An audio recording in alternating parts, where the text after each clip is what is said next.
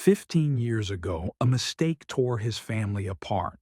Today, in the middle of a busy Dubai street, he saw her, selling flowers, and looking right into his eyes. What happened next would change all of their lives forever. The Rolls-Royce Phantom slid through the streets of Dubai like a shadow in the afternoon sun. Inside, the air smelled faintly of leather and the faint spice of expensive cologne. The world outside was just a blur of movement through tinted glass, until one moment made Alexander Karim freeze. It happened as the car slowed near a crowded street market. Amid the stalls of bright fabrics and the hum of voices, he saw her. A young girl, no more than 15 or 16, stood barefoot on the hot pavement. She held a small basket of flowers, carnations, roses, a few fading lilies, their colors bright against the dust on her worn dress. Her hair was pulled back in a loose ponytail, and sweat trickled down her temple as she tried to sell to passing strangers who barely noticed her. The driver glanced in the rearview mirror. "Sir, should I keep going?" Alexander didn't answer. His eyes were locked on the girl. Something about her face, the shape of her jaw, the slope of her nose, struck him deep in his chest. Then she looked up, and for one heartbeat their eyes met. Alexander's breath caught. He leaned forward, hand gripping the door. It wasn't possible. It couldn't be. But every instinct screamed the truth. This girl looked exactly like the daughter he'd lost 15 years ago. "Stop the car," Alexander said suddenly. The driver hesitated. "Sir, this is a crowded—" "I said stop." The Phantom eased to a halt at the side of the narrow market road. Alexander pushed the door open, the desert heat and noise of the street rushing in all at once. Vendors called out their prices, children darted between stalls. The scent of spices and grilled meat filled the air. But all he could see was her. The girl stepped back as he approached, clutching her basket tightly against her chest. Her eyes flickered from his tailored suit to the polished watch on his wrist, then back to his face. "Would you like to buy some flowers, sir?" she asked softly, her voice carrying both hope and exhaustion. Alexander swallowed hard. "What's your name?" he asked. She frowned slightly. "Amira." The sound of it was like a stone dropped into deep water. Amira. The same name he had whispered to a newborn 15 years ago, before she was taken from him. "Do you live here, in this area?" he pressed gently. Her eyes narrowed. "Why do you want to know?" "I—" His voice caught for a moment. "I think I might know you." She tilted her head, suspicion replacing curiosity. "I don't think so, sir. I've never met you." Behind him, the driver stood by the car, watching. Around them, the market noise carried on. But for Alexander, the world had narrowed to just her face, and the undeniable resemblance to the woman he'd once loved. Alexander's heart was pounding in a way it hadn't in years. He tried to keep his voice calm. "Amira, how old are you?" 16, she said cautiously, shifting her weight from one foot to the other. 16. The exact number that lined up with the years since he'd last held his infant daughter. "Do you live with your parents?" he asked. Her expression hardened. "Just my mother." "And your father?" The word seemed to hit a nerve. She tightened her grip on the basket until her knuckles turned white. "I don't have one." Alexander felt the answer like a punch, but forced himself to continue. "What's your mother's name?" Amira stepped back. "Why are you asking me these things? You're a stranger. You want flowers. You can buy them. If not, please, let me work." Her voice had changed, guarded, almost trembling. People nearby were starting to glance their way. Alexander took a breath, realizing he was pushing too hard. "I'm sorry. I didn't mean to upset you. I'll take all of them." Her eyes widened. "All?" "Yes." "How much?" She hesitated, clearly not used to such a request. 200 dirhams. For everything. He took out a thick wallet, pulled a note, and handed it to her. She counted quickly, then stopped, staring at the bill in disbelief. "This is 1,000 dirhams." "Keep the change," he said. "And can I see you again?" Her gaze darted toward the far end of the street where a woman in a faded scarf was watching them closely. Amira looked back at him, uncertainty in her eyes. "I'm here most days," she said quietly, before turning and disappearing into the crowd. Alexander stood still, flowers in hand, watching her vanish, feeling as if a ghost from his past had just walked away. The flowers sat untouched on the leather seat beside Alexander as the Rolls-Royce pulled away from the market. He didn't notice their scent or the soft rustle of their petals. His mind was miles away, caught between disbelief and certainty. "Sir?" the driver asked carefully. "Do you want to head to your office?" "No," Alexander said, his tone sharper than he intended. "Go to the marina. The old building. You know the one." The driver's eyes flickered in the mirror but said nothing. As the car moved through Dubai's glittering streets, Alexander's thoughts drifted back 15 years, back to the day his wife, Layla, had left with their newborn daughter. They had fought, bitterly, over his work, his late nights, his obsession with growing his business. He had woken the next morning to find her gone, the crib empty. Every search, every private investigator had led nowhere. It was as if they had vanished into the desert air. Until now.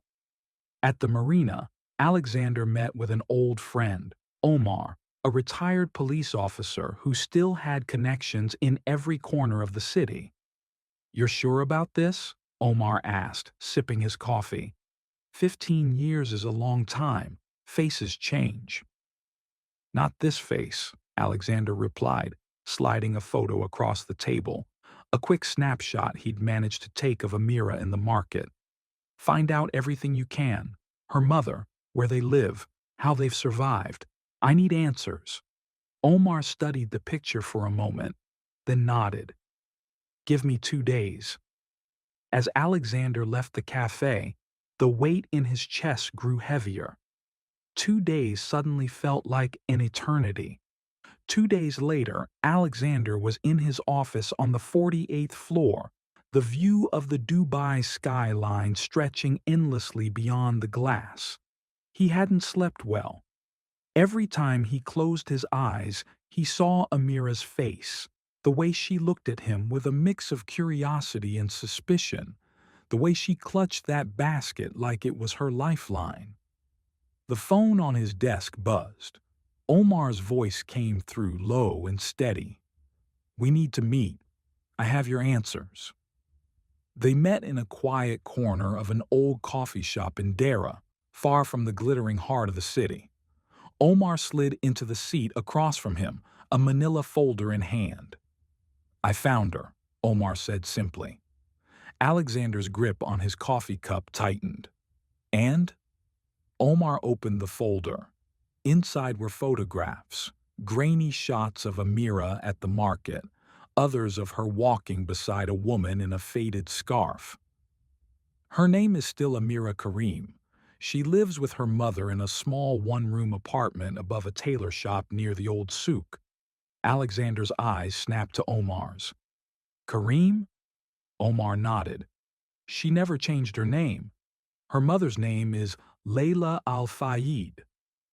The sound of it was like a door opening to a past Alexander had tried to lock away.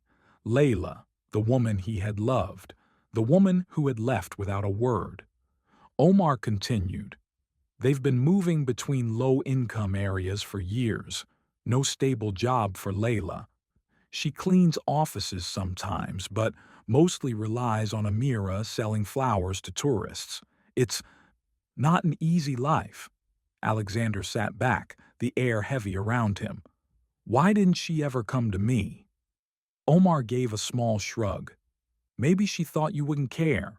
Or maybe she didn't want to share her daughter."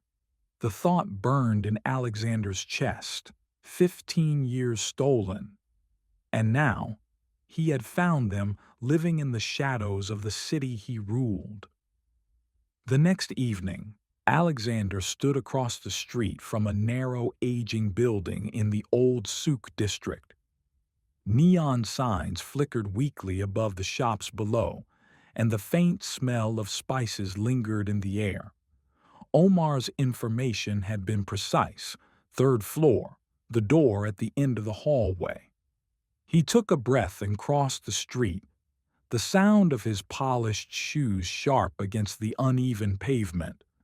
Inside, the stairwell was dim and smelled faintly of dust and cooking oil. When he reached the third floor, he paused in front of the faded green door. For a moment, he just listened. Faint voices inside, one young and lively, the other softer, older. His hand tightened on the strap of the paper bag he carried. Food from a good restaurant, still warm. It was an excuse to knock, a way to bridge 15 years in the smallest step possible. He knocked twice. The voices inside went silent. Then the door opened a crack, and Layla's eyes met his. It was like stepping back in time. She looked older, fine lines at the corners of her eyes, hair streaked with silver. But it was her, the same woman who had once smiled at him over breakfast, the same one who had walked away without a trace. Her eyes widened, shock flashing across her face. "Alexander?" "Hello, Layla," he said quietly. "We need to talk. We need to talk." Before she could respond, Amira appeared behind her, holding a book in one hand. She froze when she saw him. "I brought dinner," Alexander said, lifting the bag slightly. "I thought maybe we could share a meal." Layla hesitated, looking between him and Amira. The girl's brows furrowed in confusion. Finally, Layla stepped aside. "Come in." Alexander stepped into the small apartment, and for a moment he had to adjust. The space was barely big enough for the worn sofa pushed against one wall, a small table with 3 mismatched chairs, and a kitchenette tucked into the corner. The faint smell of cooking rice lingered, though the stove was off. Amira moved quietly to clear her books from the table, glancing at him now and then with guarded curiosity. Alexander set the restaurant bag down and began unpacking it. Fragrant kabsa, fresh bread, grilled meat, and salad. The kind of food they might never have splurged on. "You didn't have to do this," Layla said, her voice carrying a mix of gratitude and discomfort. "I wanted to," Alexander replied, looking at her for just a second longer than necessary. "It's been a long time, Layla." Her lips pressed into a thin line. 15 years. They sat down, the three of them. The table felt too small for the space between their histories. Amira ate quietly at first, but her eyes kept darting between her mother and Alexander, reading every unspoken word. Finally, she set down her fork. "You two know each other?" The question hung in the air. Layla hesitated, but Alexander's voice was steady. "Yes," he said. "A long time ago, your mother and we were married." Amira blinked, processing the words. "Married?" Alexander nodded. "And you are my daughter." The room went still. The hum of the old fridge was the only sound. Amira looked at her mother, searching for denial, but Layla's eyes dropped to the table. "It's true," Layla whispered. Amira sat frozen, her fork still in her hand. "My father?" she repeated, her voice small, like she was testing the word for the first time. Alexander's chest tightened. "Yes, I should have been in your life from the start." Her brow furrowed, confusion giving way to something sharper. "Then why weren't you?" The question sliced through the air. Alexander glanced at Layla, who was staring at her plate, her fingers gripping the edge of the table. "It's complicated," Layla said quickly. "No," Amira said, her voice rising. "It's simple. Either you're there for your kid, or you're not." Alexander leaned forward. "I didn't leave you, Amira. I didn't even know where you were. I woke up one morning and you were gone. Both of you." Amira's eyes shot to her mother. "Is that true?" Layla's silence spoke louder than any words. She finally nodded barely. "I left. I thought it was best. We were fighting all the time. I didn't want you growing up in that chaos." "But you didn't give him a choice?" Amira's voice cracked. Layla's eyes glistened. "I didn't think he'd choose us over his work." Alexander's voice softened. "You were wrong." The air in the room felt heavy, thick with years of missed moments and what-ifs. Amira's hands were shaking as she pushed back from the table. "I need some air," she muttered, heading for the door before either of them could stop her. The door clicked shut, leaving Alexander and Layla alone for the first time in 15 years. The silence that settled after the door closed was heavier than anything the two of them had carried into the room. Layla stared at the table, her hands trembling slightly, while Alexander leaned back, his jaw tight. "You should have told me," he said finally, his voice low but sharp. Layla's eyes lifted to his, guarded but pained. "And if I had? Would you have left your company?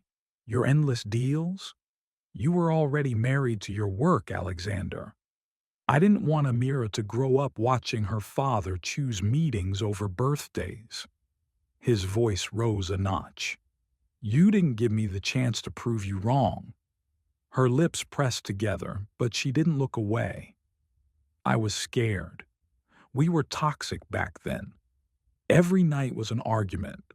I thought, maybe if I left, she'd have peace. And instead, you gave her hardship," he said bitterly. "Selling flowers on the street, living in places like this? That's the peace you chose?" Tears welled in her eyes, but she kept her tone steady. "You think I wanted this life for her? I did what I could. I worked wherever I could find a job. I kept her safe. I kept her fed. I may have been wrong about leaving, but I never stopped loving her."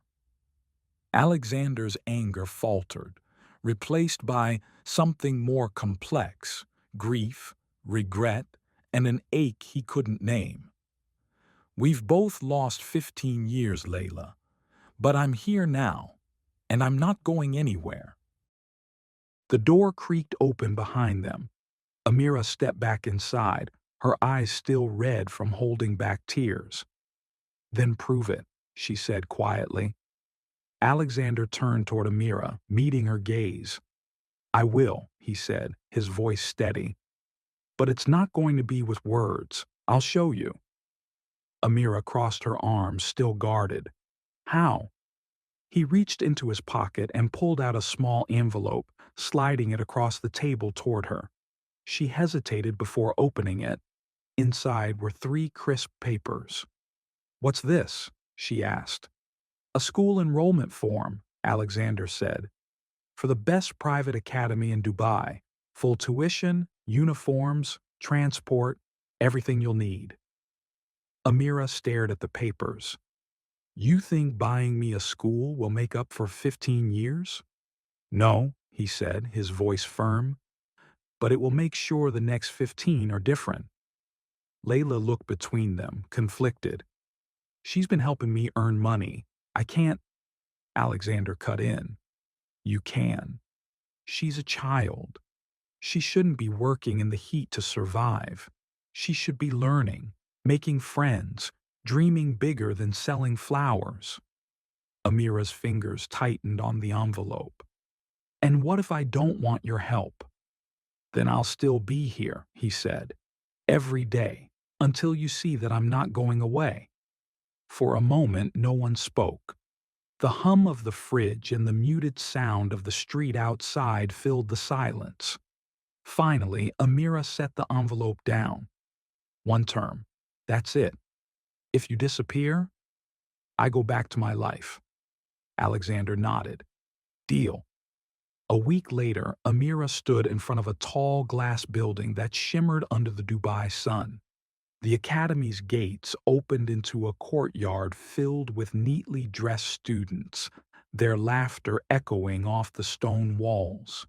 She clutched the strap of her new school bag, the fabric still stiff and smelling faintly of fresh leather.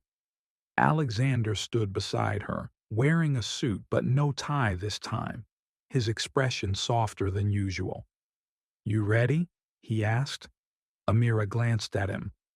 I've never been anywhere like this. That's why you're here, he said, to see what's possible. They walked through the gates together. Heads turned, some students whispering, curious about the girl walking in with a man who clearly didn't blend into the parent crowd. Amira's step slowed, the weight of all those stairs pressing down. Alexander leaned closer. Ignore them. You belong here as much as anyone. Inside, a teacher greeted her warmly, handing her a timetable. Welcome, Amira. We're happy to have you. For the next few hours, Alexander stayed in the background, meeting with administrators while Amira explored her classes. She found herself sitting next to girls who spoke about weekend trips, art clubs, and languages she'd never heard before. It felt like a different planet from the hot pavement and dusty market stalls. At lunch, she spotted Alexander waiting by the gates. For the first time since they met, she walked toward him without hesitation. How was it? He asked. She shrugged, but a small smile betrayed her. It was good. Good is a start, he said with a grin. As they drove away, Amira glanced out the window. The market where she used to sell flowers was only a few blocks away, but it already felt like a different lifetime. Over the next month, Alexander became a constant in Amira's new routine. Some mornings, he drove her to school himself. Other times, he picked her up and took her for ice cream or a quick lunch before dropping her home. He didn't push for deep conversations. Instead, he listened, letting her set the pace.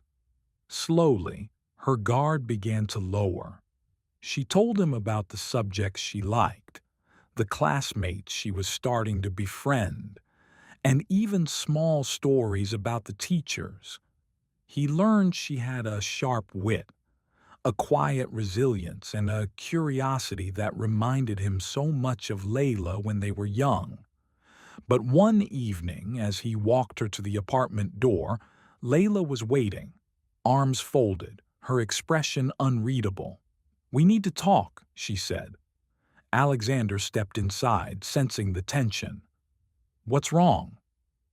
Layla looked at Amira, who slipped into her room, sensing she wasn't meant to hear this part. You're giving her things I can't compete with, Layla said, her voice low. Private school, expensive lunches, gifts. You're making me the parent who can't measure up. Alexander's brow furrowed. This isn't about competition. This is about giving her opportunities. It's about balance, Layla countered. She needs to know love isn't measured in how much money you spend. He took a deep breath. Then let me show her both. Let's do something together. All three of us. No luxury, no grand gestures, just time. Layla hesitated, caught off guard by the suggestion. Like what? I'll figure it out, he said. But if we're going to raise her, really raise her, it has to be together. Layla's eyes softened slightly. One chance, Alexander. Don't waste it. The following Saturday, Alexander arrived at the apartment without his suit or his Rolls-Royce. Instead, he wore a plain white shirt, rolled at the sleeves, and drove a modest SUV. Layla raised an eyebrow when she saw him. "No driver today?" she asked. "Not today," he replied with a faint smile. "This is about us, not about making an entrance." Amira emerged from her room, dressed casually in jeans and a t-shirt. "So, where are we going?" "You'll see," Alexander said, keeping the destination a mystery. They drove away from the city's glass towers, heading toward the quieter edges of Dubai. After an hour, they arrived at a wide stretch of desert just as the sun began to dip toward the horizon. A small picnic setup waited under the shade of a lone gaff tree.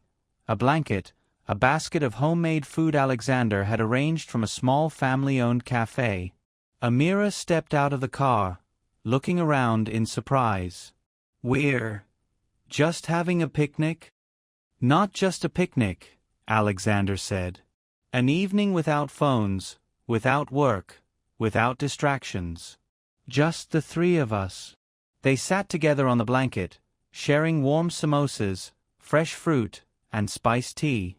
Layla relaxed slowly, her usual guarded posture giving way to quiet laughter when Amira told a funny story about school.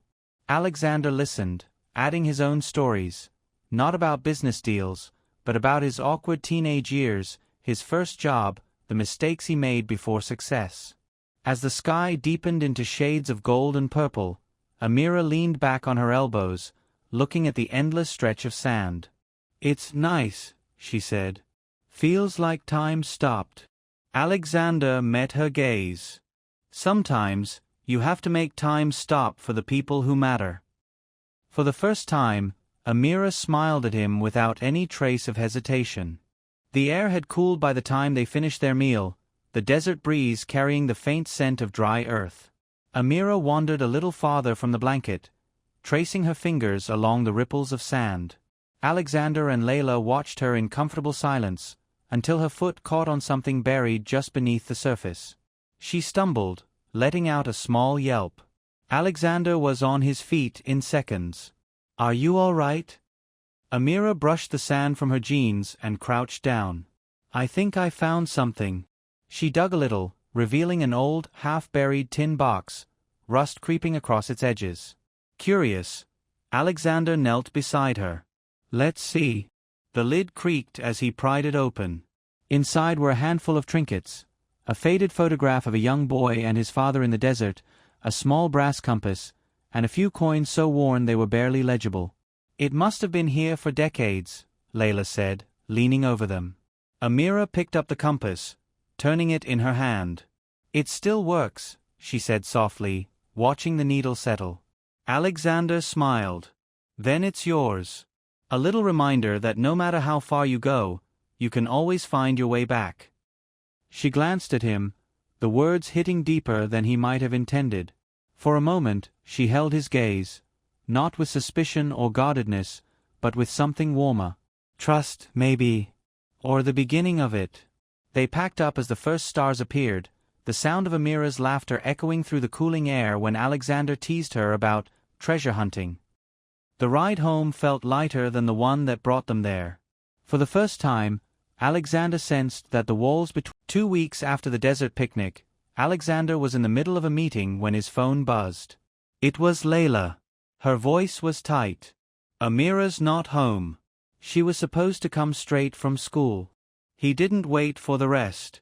Within minutes, he was in his car, calling the school, then driving through the streets of Dubai with his mind racing. He finally spotted her near the old market, the same place they'd first met. She was sitting on a low wall, her school bag beside her, a half-empty basket of flowers in her lap. Alexander pulled over and walked toward her. Amira, what happened? Why didn't you go home? She looked up at him, a mix of guilt and stubbornness in her eyes. I just wanted to see if I could still sell them. I wanted to prove I don't need fancy schools or money to survive. He took a breath, kneeling so they were eye to eye. You already proved that your whole life. But surviving and living are two different things. I'm not here to erase your past.